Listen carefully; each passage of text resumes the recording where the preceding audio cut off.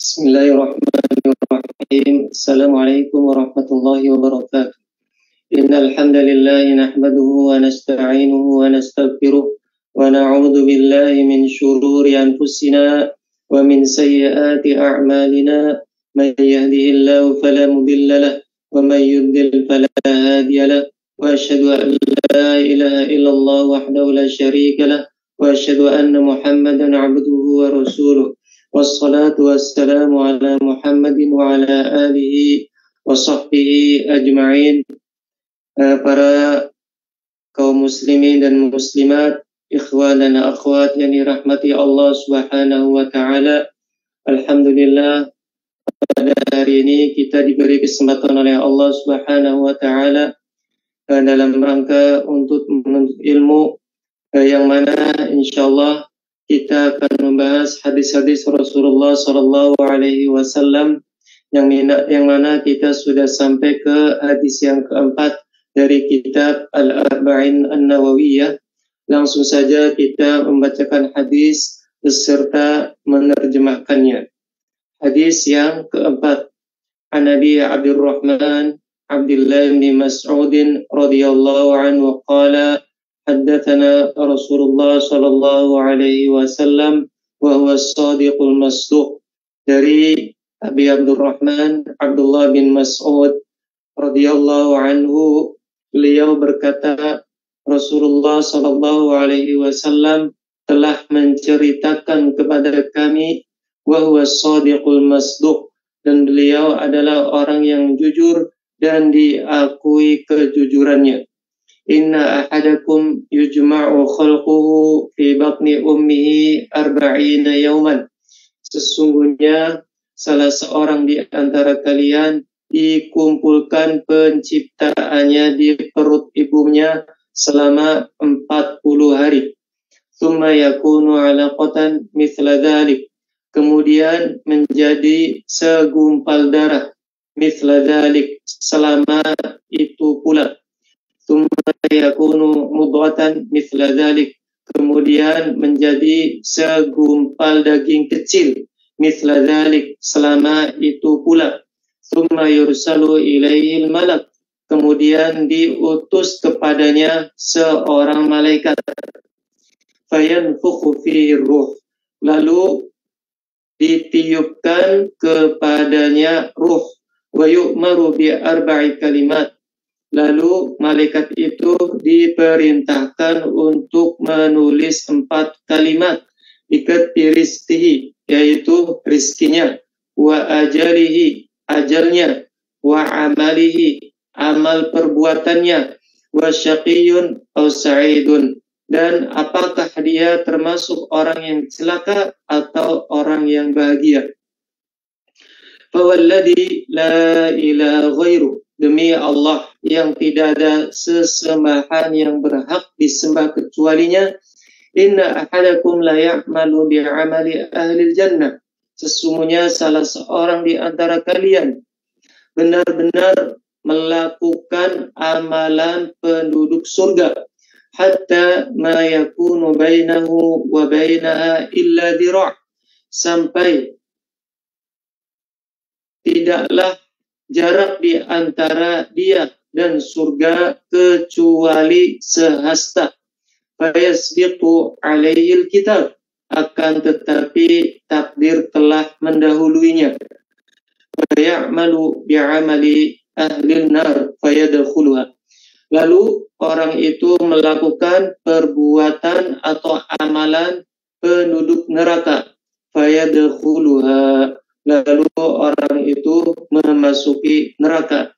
Wa inna ahadakum la ya'malu bi'amali ahli nar, dan sesungguhnya salah seorang di antara kalian melakukan perbuatan atau amalan penduduk neraka, hatta ma yakunu bainahu wa bainaha illa dira', sampai jarak di antara dia dan neraka hanya sehasta.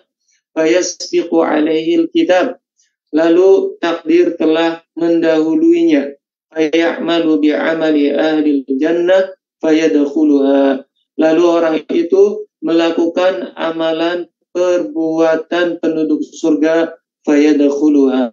Lalu orang itu masuk ke dalam surga. Rawahul Bukhari wa Muslim. Hadis riwayat Bukhari dan Muslim. Para kaum muslimin dan muslimat yang dirahmati Allah Subhanahu wa taala, hadis ini alhamdulillah kita telah baca serta mengartikannya. Tema dari hadis ini adalah fase-fase penciptaan manusia dan penulisan takdir-takdirnya. Mulai dari awal penciptaannya sampai dia di akhir kembalinya di hari kiamat atau di hari akhir. Dan kalau kita lihat makna dari hadis ini, itu mencakup iman kepada malaikat dan iman kepada hari akhir dan iman kepada takdir Allah Subhanahu wa taala. Sahabat, takhrijul hadis ini diriwayatkan oleh seorang sahabat yaitu Abdullah bin Mas'ud, yang mana diriwayatkan oleh Imam Bukhari dan Muslim di kitab sahihnya. Kalau kita lihat di lafaz hadis ini bahwa redaksi lafaznya itu tidak ada di Sahih Bukhari ataupun di Sahih Muslim secara pas, itu tidak ada. Akan tetapi maknanya sama. Jadi lafaz yang ditulis atau dinukil oleh Al-Imam An-Nawawi rahimahullahu ta'ala itu dari makna lafaz yang ada di Sahih Bukhari dan Sahih Muslim. Akan tetapi tidak jauh berbeda. Biografi sahabatnya Abdullah bin Mas'ud radhiyallahu anhu, kunyahnya telah disebutkan oleh Imam Nawawi Abu Abdurrahman. Beliau dan ibunya adalah seorang sahabat, akan tetapi ayahnya bukan seorang sahabat. Dan begitu pula Abdullah bin Mas'ud itu tidak termasuk golongan Al-Abadilah yang 4. Jadi Al-Abadilah Ibnu Umar, Ibnu Amr, Ibnu Abbas, dan Ibnu Zubair. Hanya 4 saja. Ibnu Mas'ud itu tidak termasuk Al-Abadilah. Kenapa? Disebutkan oleh Al-Imam Baihaqi bahwa kenapa tidak dimasukkan di situ, karena wafatnya lebih duluan. Itu mengapa nggak dimasukkan ke dalam golongan Al-Abadilah. Beliau dilahirkan 30 tahun sebelum hijrah, yang mana beliau Abdullah bin Mas'ud itu memiliki keutamaan, yaitu beliau adalah salah seorang sahabat yang dipercayai oleh Nabi Shallallahu Alaihi Wasallam untuk membawa 2 sandalnya, dan begitu pula membawa siwak dan bantal Rasulullah Shallallahu Alaihi Wasallam. Beliau adalah sahabat Rasulullah Shallallahu Alaihi Wasallam yang masuk Islam, orang ke-6 yang pertama masuk Islam di Makkahul Mukarramah. Dan begitu pula beliau adalah orang yang pertama mengeraskan Al-Quran di Makkah. Itu saking beraninya beliau ini, itu orang yang pertama mengeraskan Al-Quran di Makkah. Pada waktu itu kufar Quraisy itu belum banyak yang masuk Islam. Akan tetapi saking beraninya, begitulah beliau telah mengeraskan Al-Quran di waktu itu. Beliau orangnya, kalau kita lihat di sejarah, biografi, di kutub-kutub syiar, itu orangnya kurus, orangnya pendek. Akan tetapi jangan ditanya, sebagaimana diriwayatkan oleh Imam Ahmad dalam musnadnya dengan sanad yang sahih, bahwa pada suatu hari Abdullah bin Mas'ud naik ke pohon arok, yaitu yang kita biasa pakai siwak itu, naik ke pohon itu. Ketika itu ada angin yang menghibas ke pohon itu. Seketika itu betis beliau langsung hampir terbang, saking kecilnya betisnya. Maka ketika itu sahabat menertawai Abdullah bin Mas'ud radhiyallahu anhu. Akan tetapi Rasulullah Shallallahu Alaihi Wasallam langsung menjawab, mimma tadhakun, kenapa kalian ketawa? Mereka menjawab, ya Nabi Allah, min diqqati saqai, karena betisnya sangat kecil, makanya kami tertawa. Langsung Rasulullah Shallallahu Alaihi Wasallam bersabda, walladhi nafsi biyadih, lahu ma athqalu fil mizani min Uhud. Demi Allah, sesungguhnya kedua betis Abdullah bin Mas'ud lebih berat di timbangan daripada gunung Uhud yang sangat besar itu. Itu diantara keutamaan beliau.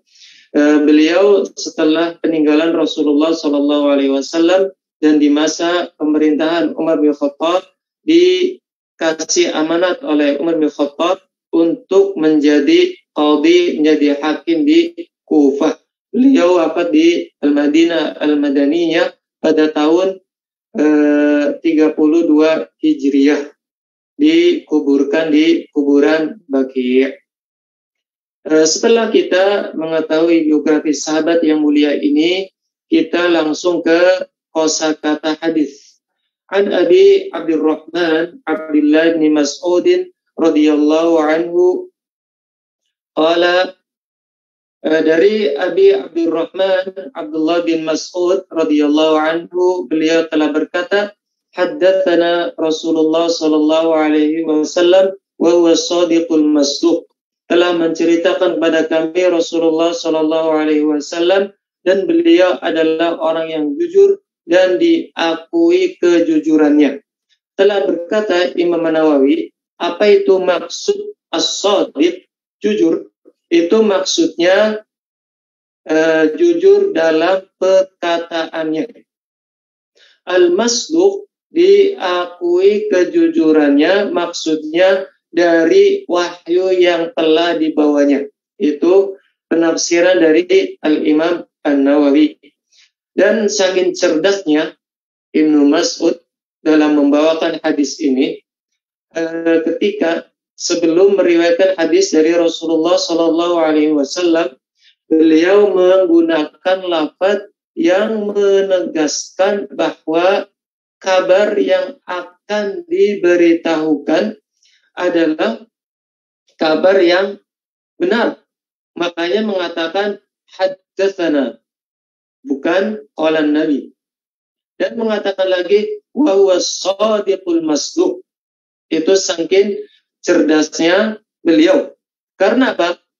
Seseorang kalau sebelum menceritakan mengatakan seperti ini untuk menegaskan apa yang akan disampaikannya. Dalam hadis ini, kabar yang akan disampaikan adalah perkara gaib, yaitu fase-fase penciptaan manusia yang ada di rahim seorang perempuan. Itu di zaman Rasulullah Shallallahu Alaihi Wasallam itu belum ketahuan bagaimana proses penciptaan manusia ketika ada di rahim. Makanya ketika itu saking cerdasnya Ibnu Mas'ud mengatakan haddatsana wa huwa shadiqul masduq, agar apa? Orang yang mendengarkan langsung percaya. Itu dari kecerdasan Ibnu Mas'ud radhiyallahu anhu. Inna ahadakum yujma'u khalquhu fi batni ummihi 40 yawman. Sesungguhnya di antara kalian penciptaannya dikumpulkan di perut ibunya, yaitu di rahim, selama 40 hari.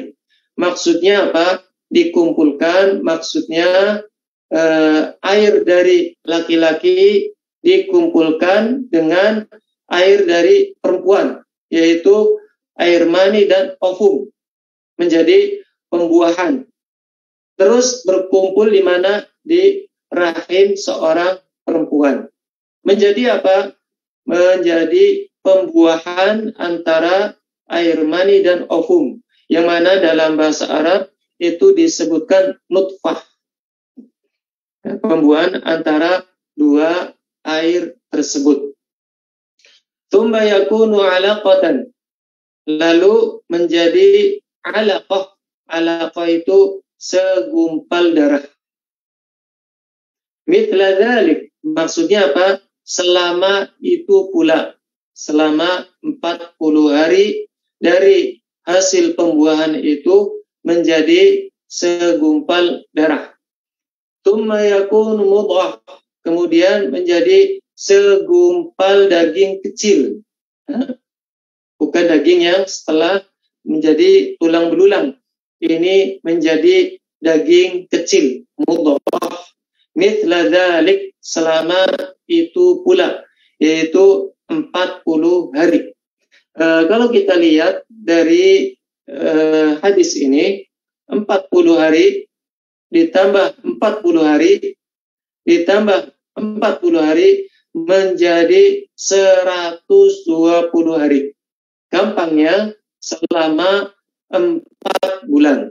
Jadi fase penciptaan janin dari awal pembuahan sampai menjadi segumpal daging itu selama 4 bulan.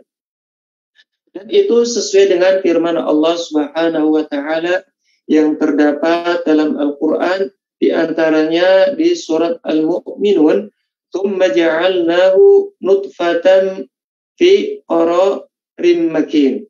Kemudian kami jadikan, yaitu pembuahan nutfah ya, pembuahan itu fi qararin makin, dalam tempat yang kokoh, yaitu rahim. Tsumma khalaqna nutfata 'alaqah, kemudian kami jadikan dari setetes air mani itu 'alaqah, segumpal darah. Fa khalaqnal 'alaqata mudghah, kemudian kami ciptakan dari segumpal darah itu segumpal daging yang kecil, sampai akhir ayat. Itu sesuai dengan firman Allah Subhanahu wa taala. Tsumma yursalu ilaihi al-malak, kemudian diutus kepadanya seorang malaikat, yaitu apa? Malaikat yang ditugaskan oleh Allah Subhanahu wa taala dalam rahim. Fayanfukhu fi ruh, lalu malaikat itu meniup kepadanya ruh. Wa yu'maru bi arba'i kalimat, lalu diperintahkan untuk menulis 4 kalimat. Kalau kita lihat dalam redaksi yang dinukil oleh Imam Nawawi, seakan-akan ditiup ruh lalu ditulis takdir-takdirnya. Akan tetapi kalau kita lihat dalam Sahih Bukhari, dalam 3 riwayat langsung dalam Sahih Bukhari, itu tercantum di sana bahwa ditiup ruhnya itu setelah ditulis takdir-takdirnya. Begitu redaksi yang ada di Sahih Bukhari, memakai kata summa, kemudian. Kemudian ditiup ke dalamnya ruh. Itu lafaz yang ada di Sahih Bukhari. Kalau kita lihat dalam lafaz yang dicantumkan oleh Imam Nawawi, itu memakai waw. Waw itu dan, itu tidak menunjukkan urutan. Akan tetapi dalam Sahih Bukhari pakainya summa, kemudian. Itu menunjukkan urutannya. Jadi tidak ada perselisihan antara dua riwayat itu, dua lafaz itu, akan tetapi itu sebagai menafsirkan lafaz yang pakainya waw. Itu dalam Sahih Bukhari dan Muslim. Jadi seakan-akan dalam hadis itu disebutkan kemudian menulis takdir-takdirnya lalu ditiup ke dalamnya ruh. Setelah kita mengetahui bahwa ditiup ruhnya setelah ditulis takdirnya, berapa kali ditulis takdir seorang janin ketika dalam rahim. Kalau kita lihat dalam hadis Ibnu Mas'ud yang kita telah baca ini, itu ditulis takdir setelah 4 bulan. Itu yang pertama. Ternyata kalau kita lihat dalam riwayat-riwayat lain, ada dalam Sahih Muslim, dalam hadis Hudzaifah bin Asid Al-Ghifari, itu di sana disebutkan bahwa seorang janin ditulis pula takdirnya setelah 40 hari yang pertama. Jadi ditulis takdir 2 kali. Yang pertama 40 hari, setelah 40 hari yang pertama, dan setelah 40 hari yang ketiga. Itu kita perpadukan antara 2 hadis tersebut. Kenapa diulangi? Itu pendapat ini dipilih oleh Ibnul Qayyim Al-Jauziyah. Ibnu Qayyim Al-Jauziyah itu disebutkan dalam kitab Syifa'ul Alil dan kitab-kitab lain milik beliau. Dan Syekh Shalih Al-Utsaimin menyebutkan kenapa terjadi pengulangan penulisan takdir, yaitu selama 2 kali. Karena apa? Untuk menegaskan bahwa penulisan takdir itu ada. Dan takdir-takdir yang telah ditulis pasti terjadi. Itu dari beliau hafizahullahu ta'ala. Fayanfukhu fihi ruh. Lalu malaikat itu meniup ke dalamnya ruh. Ruh di sini maksudnya sesuatu yang bisa menjadikan suatu badan menjadi hidup. Itu namanya ruh. Bagaimana ditiupnya? Hanya Allah yang tahu. Wallahu a'lam biha. Kenapa kita tidak mengetahui apa itu ruh, apa itu bagaimana ditiupkannya? Karena ilmu yang kita miliki tentang ruh itu hanya sedikit, sebagaimana firman Allah Subhanahu wa taala. Wa yu'maru bi 4 kalimat bikatbi rizqi.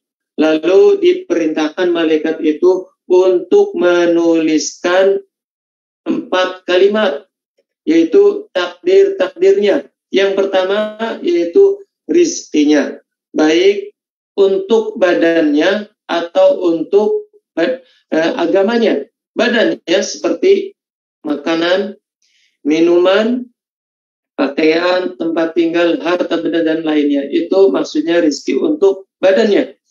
Sedangkan untuk agamanya yaitu ilmu dan keimanan. Itu rizki bagi manusia. Semuanya ditulis ketika di rahimnya. Yang kedua, wa ajalihi, yaitu ajalnya. Berapa lama dia hidup selama ada di dunia ini. Ini sudah dituliskan ketika di rahim ibunya. Yang ketiga, wa amalihi, dan amal perbuatannya. Apa yang akan dia lakukan, amalkan selama di dunia ini. Wa syaqiyun aw sa'id. Yang keempat, apakah dia menjadi orang yang celaka atau yang bahagia? Maksud orang yang celaka adalah dia akan menjadi penduduk neraka. As-sa'id, maksud orang yang bahagia ini maksudnya dia menjadi penduduk surga. Sebagaimana firman Allah Subhanahu wa taala, "Faminhum syaqiyyu wa sa'id." dan di antara mereka ada orang yang celaka dan ada pula orang yang bahagia. Fa'ammal ladzi nasyaqu fa finnar. Adapun orang yang celaka maka mereka ada di neraka. Itu dijelaskan dalam ayat ini. Wa ammal ladzina su'idu fa fil jannah. Adapun orang yang berbahagia maka mereka akan ada di surga, khalidina fiha, mereka kekal di dalamnya. Itu maksud dari wasyaqiyun aw sa'id. Fawalladzi la ilaha ghairuh, dan demi Allah yang tidak ada sesembahan yang berhak disembah kecualinya. Ini redaksi sumpah yang ditegaskan dengan tauhid. La ilaha ghairuh. Inna ahadakum la ya'malu bi'amali ahli jannah. Sesungguhnya di antara kalian sungguh melakukan amalan perbuatan ahli jannah. Dijelaskan oleh para ulama, maksudnya ketaatan kepada Allah Subhanahu wa taala. Hatta ma yakunu bainahu wa bainaha illa dhira'. Sampai jarak di antara dia dan neraka itu hanya sehasta. Maksudnya apa? Dijelaskan oleh salah seorang ulama yang mensyarah kitab Sahih Bukhari, itu maksudnya bahwa ajalnya, kematiannya itu dekat. Illa dhira', hanya sehasta, maksudnya kematiannya itu hampir dekat. Fayasbiqu alaihil kitab, akan tetapi takdir telah mendahuluinya. Faya'malu bi'amali ahli nar fayadkhuluha. Lalu orang itu melakukan amalan perbuatan ahli neraka, lalu orang itu memasukinya. Wa inna ahadakum la ya'malu bi'amali ahli nar, dan sesungguhnya di antara kalian melakukan amalan perbuatan ahli neraka, yaitu kemaksiatan kepada Allah Subhanahu wa taala. Hatta ma yakunu bainahu wa bainaha illa dhira', sampai jarak di antara keduanya hanya sehasta. Fayasbiqu alaihi kitab, akan tetapi takdir mendahuluinya. Fayamalu bi'amali ahli jannah fayadkhuluha, lalu orang itu melakukan amalan ahli jannah dan lalu memasuki ke dalam surga. Itu makna mufradat dalam hadis ini. Ingin saya tegaskan, paragraf yang terakhir para ulama berselisih, ada dua pendapat dan semuanya sesuai dengan ada dari dalil-dalil yang lain. Akan tetapi karena waktunya telah habis, saya berikan sesi tanya jawab. Insyaallah masalah takdir yang terakhir kita bahas di pertemuan yang akan datang biidznillah ta'ala. Silakan kalau ada yang mau tanya.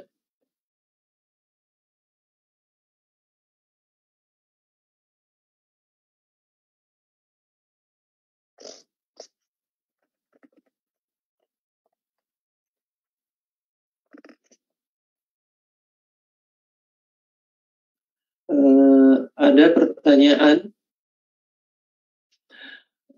Izin bertanya, apakah yang tertulis di rahim tersebut bisa berubah di dalam kehidupan seorang muslim?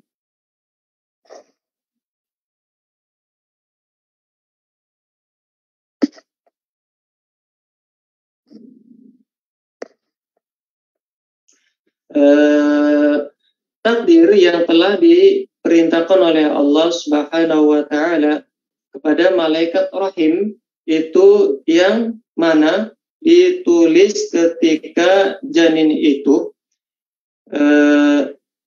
ada dua pendapat. Apakah ditulisnya di lauhah, yaitu sofhah, atau ditulisnya di kening janin? Ada dua pendapat. Syekh Al-Utsaimin itu menyebutkan bisa kedua-duanya. Wallahu a'lam bishawab. Terus apakah takdir yang telah ditulis itu apakah bisa berubah? Wallahu a'lam bishawab. Yang mana ada dalil-dalil yang lain bahwa seseorang apabila telah ditulis kematiannya, maka tidak bisa ditangguhkan dan tidak pula bisa dipercepat. Itu menunjukkan bahwa takdir yang telah ditulis oleh malaikat rahim di sini bisa berubah, akan tetapi perubahannya pula itu sudah tertulis di Lauhul Mahfuz. Itu al-jama' baina dalil-dalil, karena ada dalil yang mengatakan bisa berubah, ada yang mengatakan tidak bisa berubah. Yang mana yang bisa berubah diantaranya hadis Rasulullah Shallallahu Alaihi Wasallam bahwa barang siapa yang ingin dipanjangkan umurnya, maka diantaranya menyambung silaturahmi. Itu hadis itu kalau kita lihat redaksi hadisnya, bahwa seakan-akan ajal manusia itu bisa ditambah. Makanya para ulama menggabungkan bahwa bisa berubah, akan tetapi perubahannya itu juga telah ditulis di Al-Lauhul Mahfuz. Wallahu a'lam bishawab.